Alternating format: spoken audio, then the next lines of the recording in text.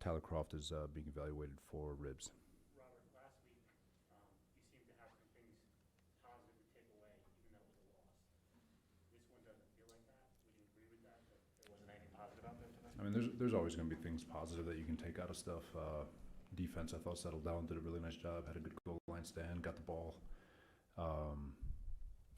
We got a tip ball on a block on a punt.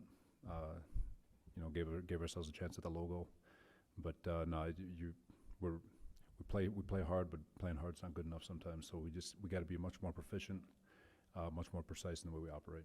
Robert, what's wrong with the offense? I want to say one thing, but I wish it was one thing. It's just at all three levels and just spreading the wealth with regards to precision. From O-line, route running, quarterback playing in rhythm. It's play caller, making sure that it's just everybody, and we've all got to look in the mirror. We all got to find a way to play better on Sunday, because during the week it's the execution is very high during the week, and we've got to find a way to bring it to Sunday and execute at the high level that we're practicing at. Otherwise, these games are going to happen.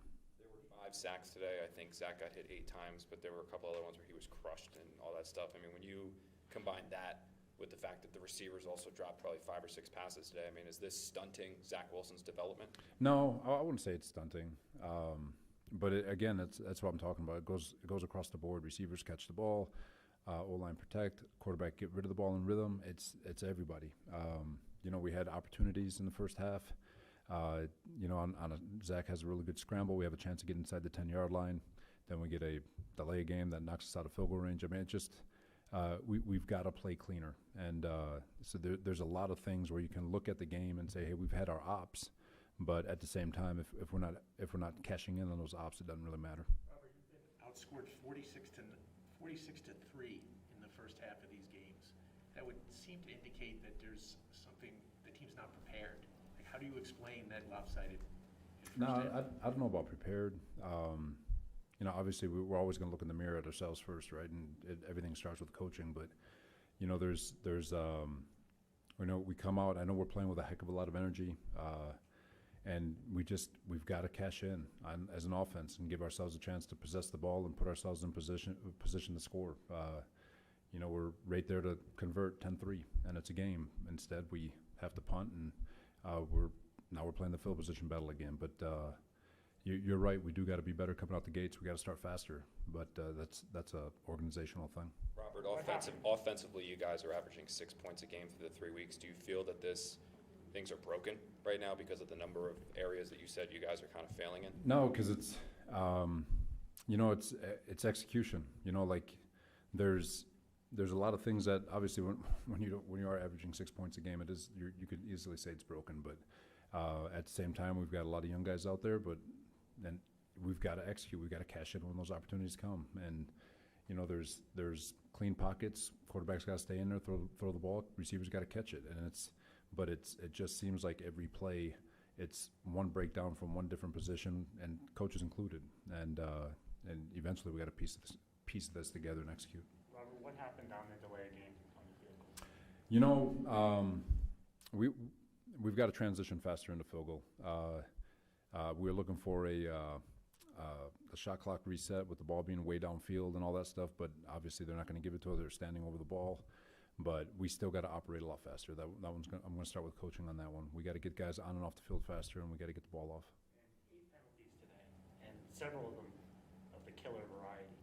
Is that discipline in your eyes? Is that what led to that kind of breakdown today? It's a combination of both. I wouldn't say discipline.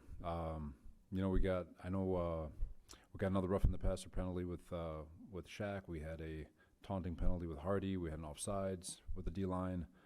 Just silly penalties that don't need to happen. I'm with you on that one, and I know we're better than that, and we'll get better. What's your message? What do you say to them after this? So 26 nothing. Obviously after what happened last week too. Yeah, playing hard and playing with great effort isn't just going to cut it. That's the first step. Now we talk about effort, technique, and then the violence at which we do it. And the technique part, the execution part, the precision part.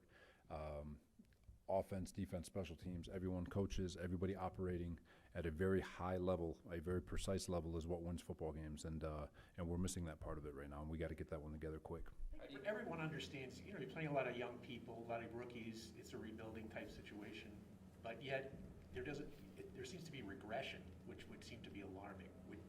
How do you feel about that? I wouldn't call it regression, Rich. I mean, it's a fair question. You could, to the naked eye, we've played three really good football teams, three really good defenses. Carolina's undefeated, Denver's undefeated.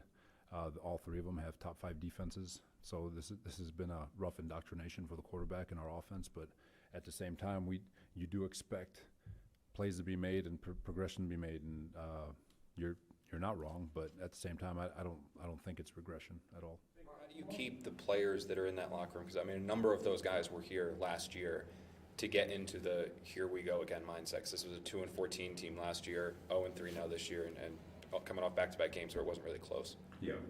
Well, the one thing that I can count on is that the fact that these guys are professional, man. We got great character in this locker room, and these are professionals. I have yet to be part of a team or have ever seen a team that just folds and quits. I mean, it's 3 games of a 17-game season, so there's a heck of a lot of football to be played. And anytime you step on the football field, whether you're a coach or a player, the expectation is you put out your absolute best. And so with regards to folding tents and all, it's not even worth a discussion. Robert, do you need some guys to make a play for Zach? I mean, there was a lot of drops in this game. It doesn't seem like anyone's kind of making that play for him, sort of like we saw Denver do some things for Teddy today. Yeah, but that it's all position groups, right? So, you when the pockets, it seems like when the pocket's clean and the quarterback gets out in rhythm, make a play. When the pocket breaks down, the kid makes a play. It's everybody has got to make a play for one another. And it starts with the O-line protecting, the quarterback getting rid of the ball in rhythm, the receivers running great routes, and it's just a matter of just being precise in what you do. There's no other way to explain it. And when you do get those opportunities, absolutely make the play. Last two, Danny to you. Robert, how tough is it to have a rookie offensive coordinator and a rookie quarterback?